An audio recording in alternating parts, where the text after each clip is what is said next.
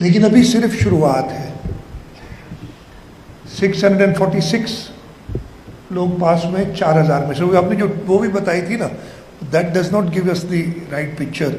अगर 4000 अपियर हुए और 646 पास हुए और 19% बनता था कितना, 16%, तो we have a long way to go. अभी तो कुछ भी नहीं, जो आटे में नमक के बराबर भी नहीं है जो हमारे पास क्वालिफाइड टीचर्स हैं, लाइसेंस्ड टीचर्स हैं। तो हमने काम करना पड़ेगा, हमने इस ऑर्गेनाइजेशन स्टेडिया को बढ़ाना पड़ेगा ताकि हम जल्द से जल्द उन सारे टीचर्स को, हमने 10 साल की बात की थी, मेरे ख्याल है 10 साल इज़ वे टू लॉन्ग। 10 साल का मतलब है कि कई हमारे ऐसे बच्चे इस वक्त भी एज वी स्पीक, हमारे एक तो वो बच्चे हैं जो आउट ऑफ स्कूल हैं, जो लाखों की तादाद में हैं, जो नंबर्स पे डिस्कस बहस कर सकते हैं कि एग्जैक्ट नंबर क्या है, बट एक भी बच्चा अगर आउट ऑफ स्कूल है तो इट्स वन टू मैनी। लेकिन जो बच्चे स्कूल में हैं उनको भी हम किस किस्म की एजुकेशन इम्पार्ट कर रहे हैं? क्या हम उन्हें प्रिपेयर कर रहे हैं कि इस कंपेटिटिव वर्ल्ड में जैसे हम आगे जाएं? हमें तो अपने टीचर्स ने इस काबिल किया कि आज हम इस जगह पे खड़े हैं। क्या हम अपने बच्चों को प्रिपेयर कर रहे हैं कि वो इस कंपेटिटिव वर्ल्ड में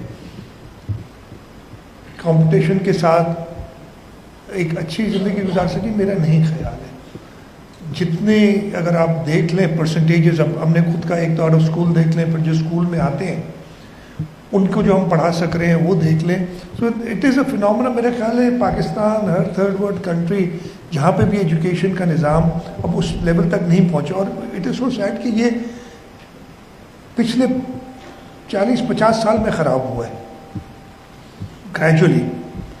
आज से 50-60 साल पहले जो हमारे प्राइमरी स्कूल्स थे, और मैं पढ़ा कराची में हूँ, लेकिन मैं जब गांव जाया करता था तो हम स्कूल जाके बैठा करते थे उन बच्चों के साथ स्कूल की क्लासेस में, और उधर वो पढ़ाई होती थी। लेकिन अब I am not too happy about saying this, वो पढ़ाई नहीं होती है। हम उन बच्चों को प्रिपेयर नहीं कर रहे हैं। बहुत ज़रूरी है। और बच्चों को प्रिपेयर कौन करेगा? वो टीचर्स करेंगे जो उन्हें पढ़ाते हैं। It's so unfortunate. अभी हम आए दिन, अभी भी सरदार शाह साहब ने जिक्र किया, हमने कहा कि जी, और ये आज से नहीं 20 साल तकरीबन हो गए या 17-18 साल हो गए, फैसला किया गया कि टीचर्स को एक कंपेटिटिव प्रोसेस के थ्रू हम रिक्रूट करेंगे।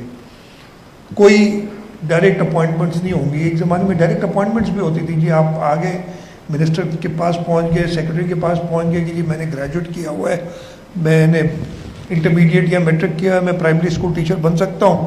वो आपको उधर ही ऑर्डर हाथ में देते थे। उस वक्त भी रिक्वायरमेंट थी। मैं ये नहीं कह रहा कि इसलिए कि टीचर्स थे ही नहीं आपके पास, दे वो वैकेंसीज दैट। इस वक्त भी हम जितने बच्चे हमारे पास है उस हिसाब से टीचर्स तो नहीं है ना। सबसे पहले तो हमने वो स्कूल बनाने और स्कूल के साथ साथ टीचर्स बनाने ताकि हम वो आउट ऑफ स्कूल बच्चों को पढ़ा सके। आज अगर हमारे पास सारे आउट ऑफ स्कूल बच्चे स्कूल में आ जाए तो हमारे पास रिसोर्सेज ही नहीं है उनको पढ़ाने के लिए। तो वो उस वक्त की ज़रूरत थी कि we needed teachers quickly. What we missed out was training those teachers. खैर, फिर हमने ये फैसला किया कि हम मेरिट पे सारे टीचर्स लेंगे, और उसके साथ साथ ये भी फैसला किया कि इसलिए होता ये था कि अगर कोई टीचर थरपारकर में जिसने पढ़ाना है तो कश्मोर वाला टीचर उधर आके नहीं पढ़ाएगा। और ये हमेशा होता था। खैर, पहले तो इतनी स्ट्रांग होती थी कि जो टीचर होता था वो अपने बाल बच्चों समेत शिफ्ट कर जाता था दूसरे गांव या दूसरे शहर जहाँ पे उसको टीचिंग करनी होती थी। अब वो प्रॉब्लम्स हमारे साथ बहुत हो गए, तो हमने कहा कि जी वो उसी गांव का, उसी यूनियन काउंसिल का, या कम से कम उसी तहसील का हो, और जितनी वैकेंसीज थी उस वैकेंसीज के हवाले से जिन्होंने भी पास किया ऑन मेरिट, एक भी उसमें सिफारिशी, एक अगर कोई एक बता दे ना कि ये सिफारिशी हो तो हम कहें कि नहीं, ये हमने अपना काम सही नहीं किया है।